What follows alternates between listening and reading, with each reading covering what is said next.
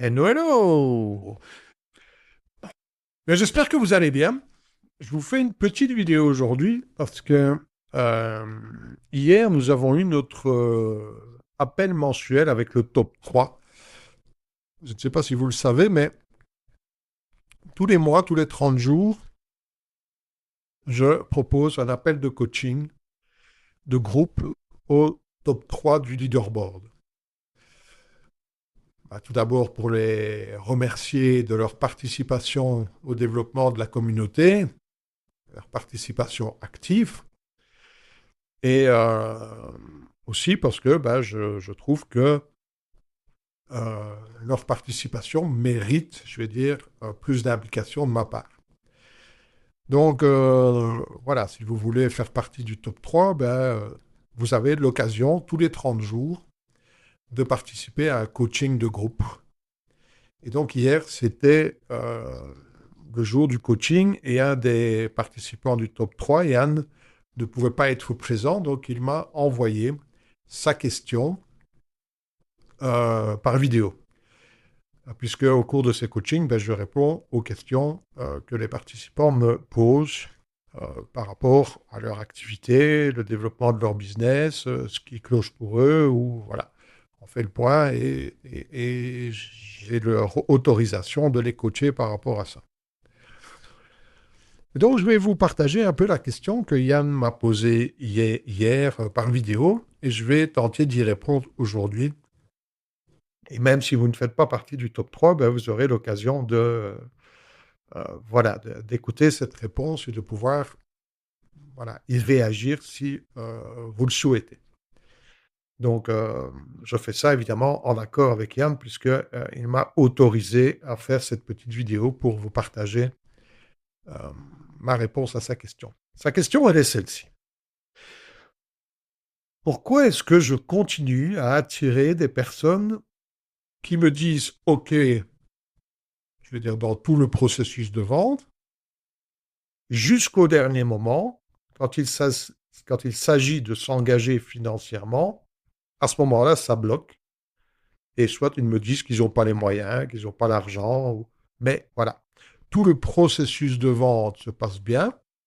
La personne est d'accord avec la vision qu'il lui donne, avec le projet de, de coaching, d'accompagnement. Mais au moment de s'engager financièrement, la personne lui dit écoute, c'est pas le bon moment, j'ai pas les moyens. Et, voilà. Et donc, il me demande un petit peu mon point de vue par rapport à ça. Comment est-ce que je peux interpréter cette situation au niveau de l'attraction et de la manifestation?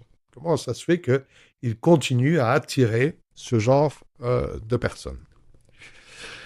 Alors, tout d'abord, quelques précautions d'usage, je dirais, avant de répondre à cette question.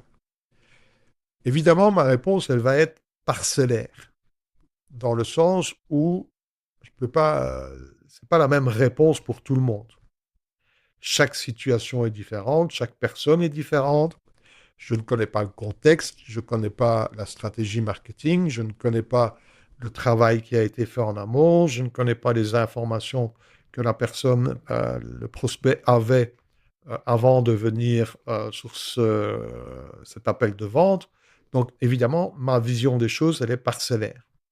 Je n'ai pas une vision complète de toute la stratégie marketing et du chemin parcouru par le prospect. D'accord? La deuxième chose, c'est attention de ne pas généraliser et de tirer des conclusions sur un, deux ou trois cas, sur une, deux ou trois situations. D'accord? Donc c'est important pour chaque entrepreneur de connaître ses propres ratios et de commencer à tirer des conclusions sur un panel d'expériences suffisamment grand. Donc, je m'explique, si vous faites 5 appels de vente et que vous commencez à tirer des conclusions, vous risquez de tirer de mauvaises conclusions. Maintenant, si vous faites 100 appels de vente et que vous avez 90% des gens qui vous donnent la même excuse, là, vous pouvez commencer à tirer des conclusions. OK? Donc, c'est important de connaître vos ratios et c'est important de ne pas aller trop vite dans les conclusions. C'est important aussi de ne pas vous baser sur votre ressenti, mais de vous baser sur vos chiffres. C'est pour ça que c'est important que vous connaissiez vos ratios. Un business, ça se bâtit sur des chiffres, pas sur j'ai l'impression que ou sur un ressenti. OK? Donc, voilà, je n'ai pas les chiffres non plus. Donc, encore une fois, ma réponse va être parcellaire.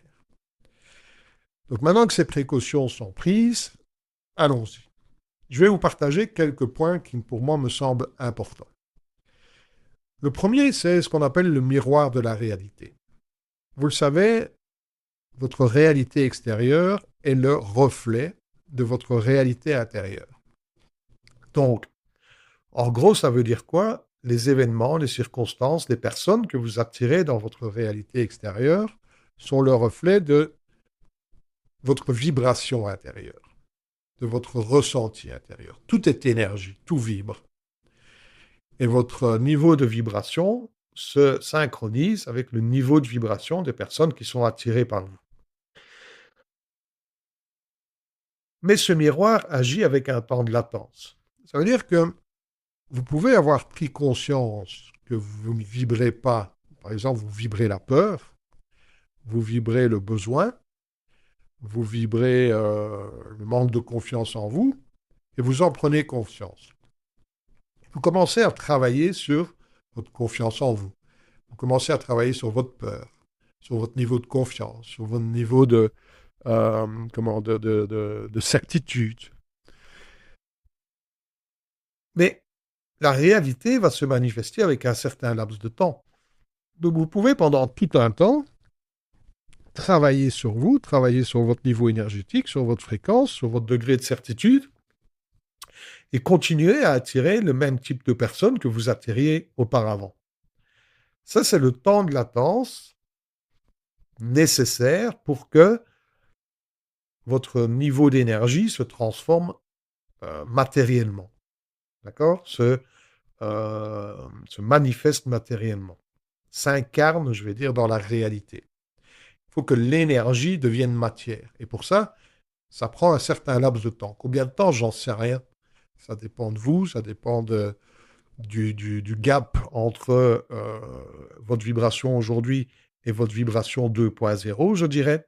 Donc, voilà, ça dépend de plein de facteurs. Mais sachez que c'est pas parce qu'aujourd'hui vous commencez à changer votre état vibratoire, c'est pas parce qu'aujourd'hui vous commencez à changer vos pensées, c'est pas parce qu'aujourd'hui vous commencez à changer votre posture identitaire que tout de suite la réalité va s'adapter.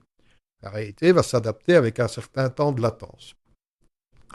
Et ce qui est important, c'est que pendant ce temps de latence, vous restiez focalisé sur le positif. Donc de ne pas voir ce non, mais de voir tous les oui qu'il y a eu avant. OK? Parce que c'est en vous focalisant sur le oui que vous allez maintenir votre fréquence énergétique. Si vous focalisez sur le non, vous pouvez commencer à douter. Et si vous doutez, vous mettez tout le processus en branle et vous redémarrez de zéro. Donc, il faut à tout prix éviter le doute. OK? Et il faut à tout prix continuer à travailler sur votre changement vibratoire, sur votre évolution vibratoire. Pour que lorsque vous vous présentez lors d'un call de vente, vous soyez au top de votre énergie, de votre vibration. Ça ne veut pas dire non plus que chaque prospect qui va venir sur votre call de vente sera le bon prospect. OK? Parce qu'il y a la façon dont vous interprétez aussi son nom, et puis il y a ses raisons profondes qu'il ne vous a peut-être pas divulguées. OK? Encore une fois, je ne connais pas le contexte. Donc ça, c'est la première chose. Sachez que le miroir de la réalité, il agit avec un temps de latence. La deuxième chose, c'est attention à ce que j'appelle moi la pensée derrière la pensée.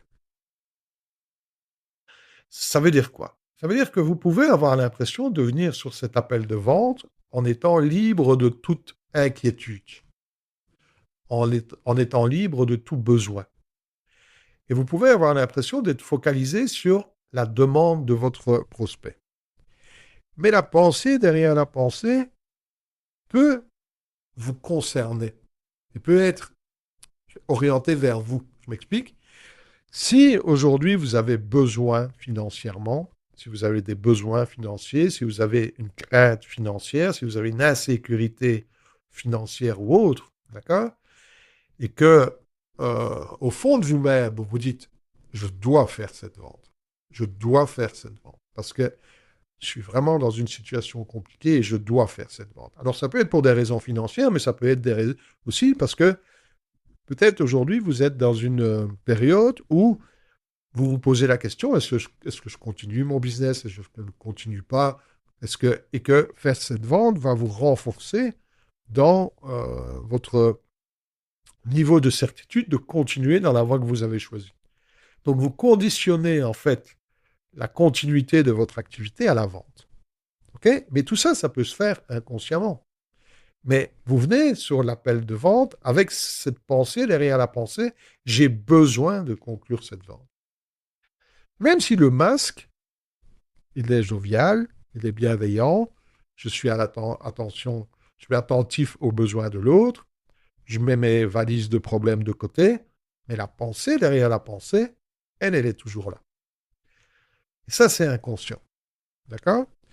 Et donc, encore une fois, vous pouvez déduire qu'il y a peut-être un problème inconscient sur les nombres, pas après un ou deux appels de vente.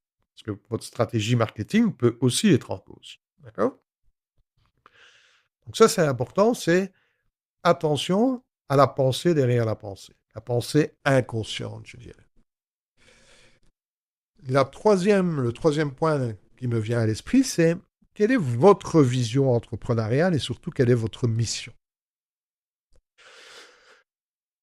Plus votre vision sera grande, plus votre mission vous dépassera, plus vous allez être inspirant. C'est-à-dire que si vous développez une activité, et je ne dis pas que c'est le cas avec Yann, d'accord, et je pense que ce n'est pas le cas d'ailleurs, parce que je le connais quand même un petit peu maintenant, donc je sais que ce n'est pas le cas. Mais ici, je donne une réponse quand même globale, qui peut servir à tout un chacun. Mais voilà, peut-être que Yann aussi, il peut retirer quelque chose. Mais plus la raison profonde de du développement de votre entreprise, c'est d'assouvir vos besoins à vous, moins vous êtes inspirant. Plus vous voulez, je vais dire, entre guillemets, changer le monde ou apporter de la valeur, d'accord? Régler un problème qui vous dépasse, en anglais on appelle ça legacy, donc laisser quelque chose derrière vous, plus vous allez être inspirant. Parce que la raison du développement de votre entreprise dépasse vos besoins personnels, votre satisfaction personnelle. Et donc, votre mission, la grandeur de votre mission, la grandeur de votre vision va impacter votre fréquence vibratoire, va impacter votre niveau d'énergie.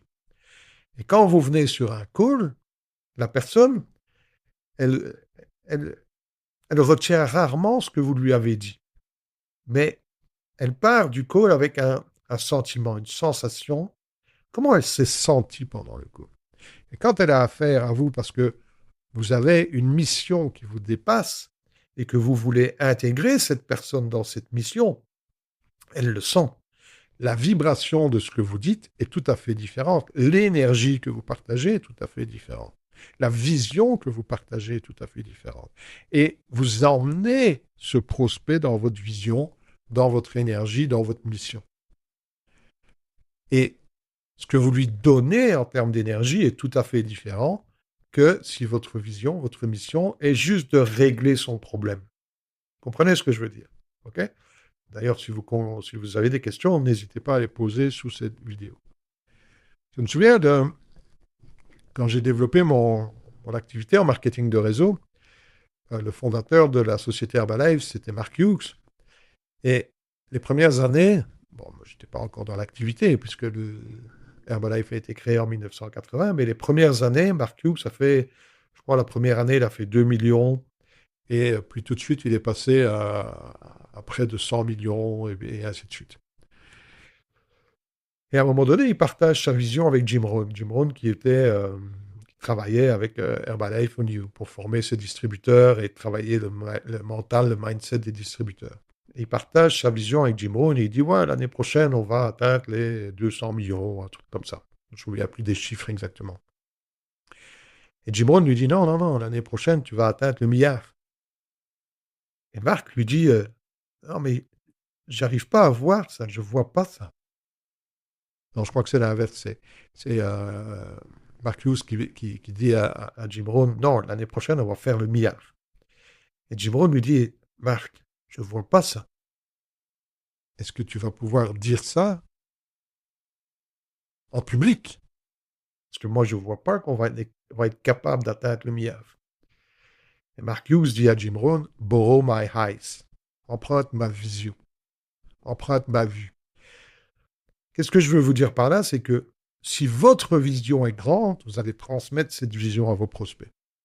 Si votre vision est petite, vous allez transmettre aussi cette vision à vos prospects.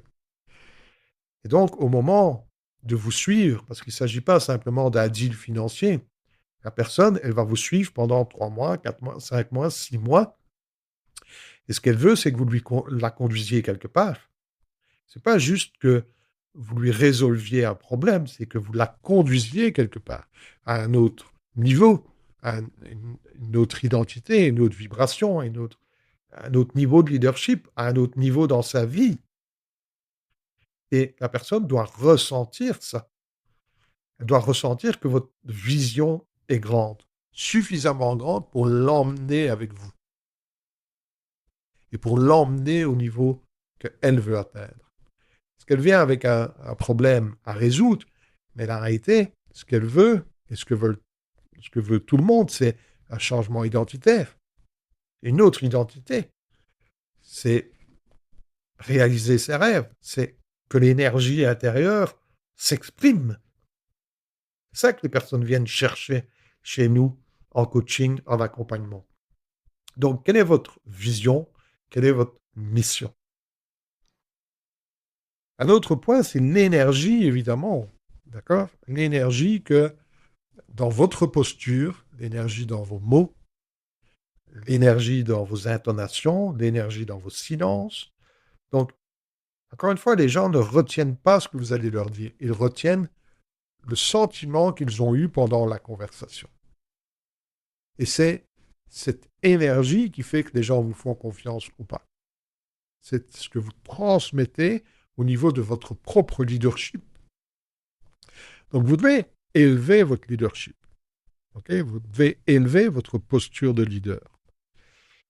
Et c'est ce qui est intéressant si vous voulez faire du high ticket. Parce que si vous voulez faire du high ticket, vous allez vous intéresser à des personnes, ou plutôt les personnes qui vont s'intéresser à vous seront des personnes qui ont un certain niveau d'évolution, qui sont prêtes à investir des milliers d'euros dans votre accompagnement.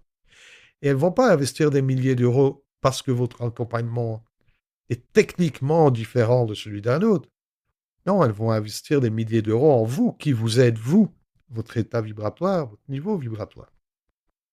Vous savez, dans mon évolution, j'en parle parfois, mais j'ai construit un business à plus d'1 million d'euros dans le marketing de réseau, et puis j'ai fait un burn-out et j'ai tout perdu. En tout cas, presque tout. Ce qui a fait la différence entre l'un et l'autre, c'était mon niveau d'énergie, mon niveau de leadership. Quand j'ai commencé à construire mon business, j'avais une vision énorme de ce que je voulais faire. J'étais animé d'une énergie. J'étais engagé. J'ai sacrifié énormément de choses pour me consacrer à mon business, développer mon business, parce que c'était mon moteur, ça me rendait vivant. D'accord? C'est vraiment ça, le terme, c'était d'être vivant. Et puis le burn-out, il enlève toute votre énergie. Vous n'avez plus la fréquence vibratoire, vous n'avez plus l'énergie, vous n'avez plus la vision. Et à ce moment-là, le business dégringole. Donc, qu'est-ce qui fait que vous allez attirer les bonnes personnes? C'est votre vision, c'est votre fréquence vibratoire, c'est votre énergie, c'est votre leadership. C'est de montrer aux gens où est-ce que vous allez les emmener grâce à votre accompagnement, grâce à votre coaching. Et le but, c'est d'amener votre prospect à ce qu'il vibre au même niveau que vous. Ça, c'est votre posture pendant le le call. C'est ce qui fait que voilà, le call peut bien se passer, et puis ça bloque. Une autre chose, évidemment, c'est que, encore une fois, il y a qui vous êtes quand vous êtes présent au call. Souvent, on ne s'en rend pas compte, mais quand on annonce le prix, la valeur de notre accompagnement, il y a un changement vibratoire. Parce que derrière, il y a peut-être justement cette pensée derrière la pensée qui dit j'ai besoin de faire cette vente, ou je suis quand même pas à l'aise avec le prix que je demande. Hein. Je demande quand même, waouh, ok. Je prends un exemple. Si vous n'êtes pas capable, ou si vous n'êtes pas prêt, ou si vous n'êtes pas engagé, ou si vous trouvez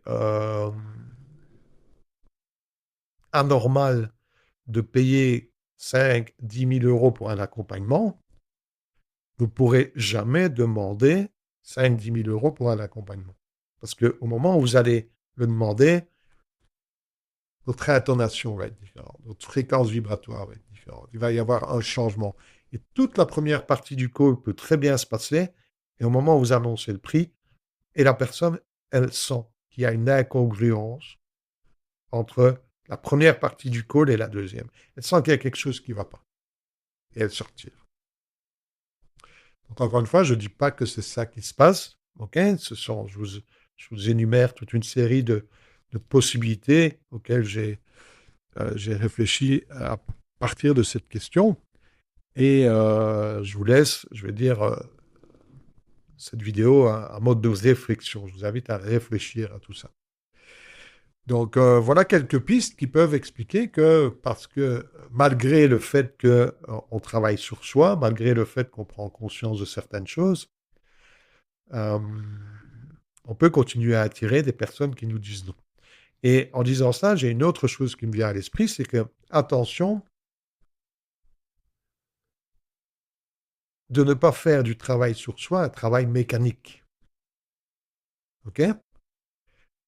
Travailler sur soi, c'est pas un travail intellectuel. C'est un travail de ressenti.